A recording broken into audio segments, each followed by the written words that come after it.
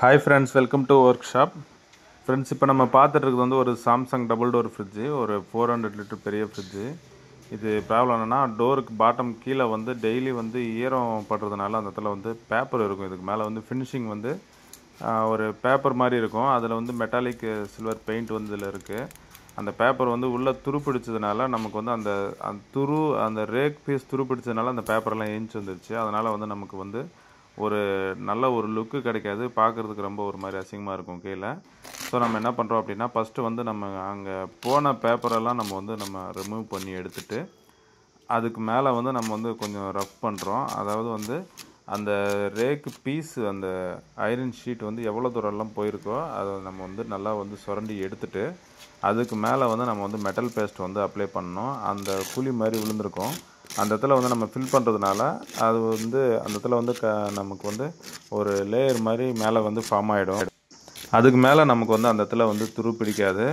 நமக்கு வந்து வெளியில் பார்க்குறதுக்கு அவுட்லுக்கும் நல்லாயிருக்கும். அதாவது நம்ம வந்து இதை கவர் பண்ணுறோம் அவ்வளோதானே தவிர, அந்த இடத்துல புதுசாக நம்ம வந்து எதுவும் ரேக் எதுவும் நம்ம செட் பண்ண போகிறதில்ல. கவர் பண்ணுறோம். இதுக்கு மேலே நமக்கு அந்த இடத்துல துரு பிடிக்காமல் நமக்கு பார்க்குறதுக்கு நல்லா இருக்கிறதுக்காக ரெடி பண்ணுறோம். ஃபஸ்ட்டு வந்து அந்த துரு வந்து எந்த அளவுக்கு போயிருக்குன்றதுன்னு பார்க்கணும். ரொம்ப போயிருந்தது அப்படின்னா மெட்டல் பேஸ்ட் வந்து அதிகமாக தேவைப்படும். ரொம்ப பெரிய குழியாக இருந்தது அப்படின்னா வேறு ஏதாவது வந்து நம்ம ஃபில் பண்ணிவிட்டு மேலே வந்து ஒரு லேயர் மாதிரி நம்ம வந்து மெட்டல் பேஸ்ட் வந்து நம்ம அப்ளை பண்ணலாம். அந்த மெட்டல் பேஸ்ட்டை பொறுத்த வரைக்கும் நமக்கு எவ்வளோ தேவையோ அவ்வளோ மட்டும் நம்ம வந்து மிக்ஸ் பண்ணிக்கணும். இல்லை அப்படின்னா ஒரு 3 இல்லைன்னா 5 மினிட்ஸ்க்குள்ளே அது வந்து ஃபுல்லாக கல் மாதிரி ஆகிடும்.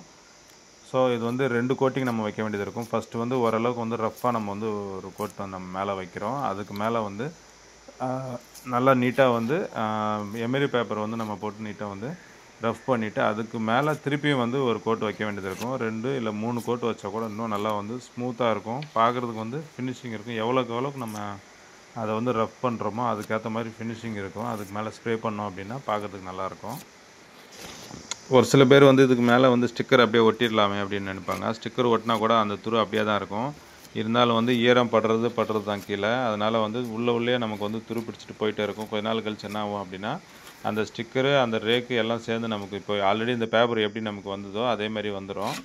ஸோ அது வந்து ஒரு நல்ல சொல்யூஷன் கிடையாது. அதாவது நமக்கு அங்கங்கே சின்ன சின்ன டாட் மாதிரி வந்துருக்குது, டோர் மொத்தம் போயிருக்குது, அந்த மாதிரி இடத்துல வந்து நம்ம டோர் மொத்தம் ஸ்டிக்கர் வைக்கிறோம் அப்படின்னா அது வேறு விஷயம்.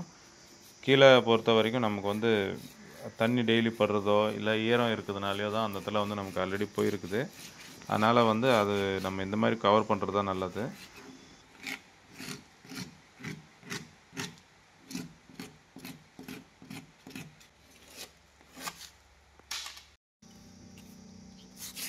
இது வந்து ஃபினிஷிங்காக வந்து ஒரு 220 இல்லைனா 180 அந்த சைஸ் பேப்பர் வந்து நம்ம போடுறோம். அதாவது ஃபஸ்ட்டு வந்து ரஃப்பு, அதுக்கப்புறம் வந்து நைஸ் பேப்பரு போட்டோம் அப்படின்னா அது வந்து ஒரு நல்ல ஒரு ஸ்மூத்தான ஒரு ப்ளேஸ் கிடைக்கும் நமக்கு அந்த இடத்துல வந்து ரஃப் பண்ணுறதுனால.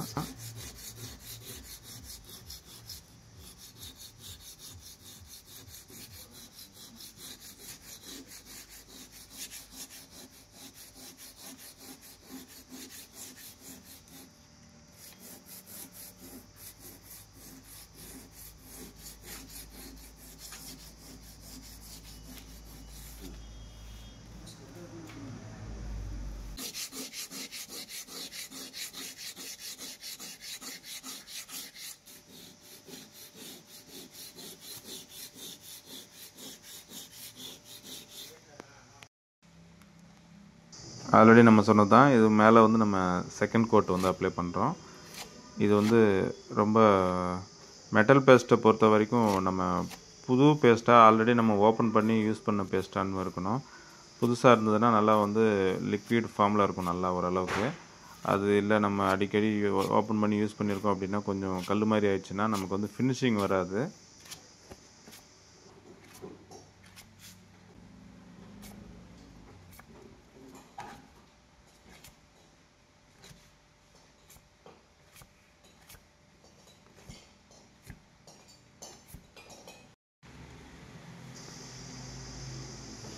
அந்த 180 இல்லைன்னா 220 அந்த பேப்பர் வந்து தண்ணியில் முக்கி நம்ம வந்து பண்ணுறப்போ அது வந்து ஒரு பர்ஃபெக்டாக ஒரு மேலே மட்டும் ஒரு லேயர் வந்து நமக்கு எடுக்கும். இல்லை அப்படின்னா அதாவது தேய்மானம் வந்து அதிகமாக இருக்காது தண்ணி நடுவில் இருக்கிறதுனால.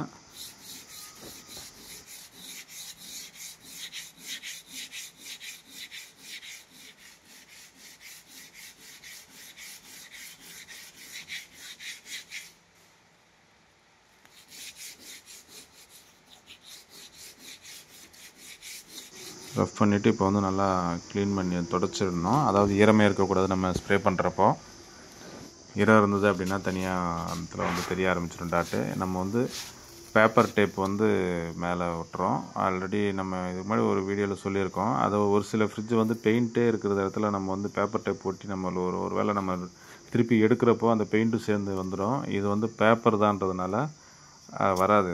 இது பெயிண்ட்டு ப்ளஸ் மேலே பேப்பர் கோட் மாதிரி பண்ணியிருக்கிறாங்க.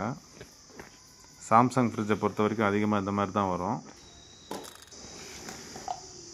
சில்வர் ஸ்ப்ரே கிட்டத்தட்ட அதுக்கு ஈக்குவலாக இருக்கும். கொஞ்சம் இது வந்து திக்காக இருக்கிற மாதிரி இருக்கும். இந்த கலரு மெட்டாலிக் சில்வர். இது இல்லை வேறு ஏதாவது ஒரு கலர் நம்ம அடிக்கலாம் அப்படின்னா கூட அடிக்கலாம். இதுக்கு வந்து ஆப்போசிட் கலராக பிளாக் அடிக்கலாம், ரெட் அடிக்கலாம், ப்ளூ கூட நல்லா தான் இருக்கும். ஆனால் இது ஓரளவுக்கு வந்து நமக்கு மேட்ச் பண்ணுறோம் அப்படின்றதுனால தான் சில்வர் நம்ம வந்து பண்ணோம். அது கூட கேட்டிருந்தாங்க, எப்பவும் உங்ககிட்ட சில்வர் ஸ்ப்ரே தான் இருக்குமா அப்படின்ட்டு. அப்படியெல்லாம் இல்லை, எல்லாத்துக்கும் ஓரளவுக்கு வந்து இது வந்து செட் ஆகும். அதனால் வந்து இது அதிகமாக யூஸ் பண்ணுவோம். அதுவும் இல்லாமல் எல்லா பெயிண்ட்டு மேலே இது வந்து நமக்கு வந்து ஈஸியாக ஃபினிஷிங் கொடுத்துரும்.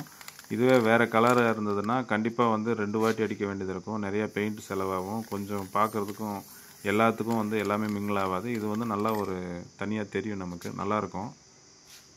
எங்கெங்கே விட்டுருக்கோமோ அந்த இடத்துலையும் வந்து திருப்பம் வந்து பண்ணிடலாம். பண்ணிவிட்டு நம்ம அந்த டேப்பை எடுத்துட்டோம் அப்படின்னா அந்த இடத்துல வந்து கரெக்டாக நம்ம கோடு போட்டு ஸ்கேல் வச்சு நம்ம ஸ்ப்ரே பண்ண மாதிரி பர்ஃபெக்டாக தெரிய ஆரம்பிச்சிடும்.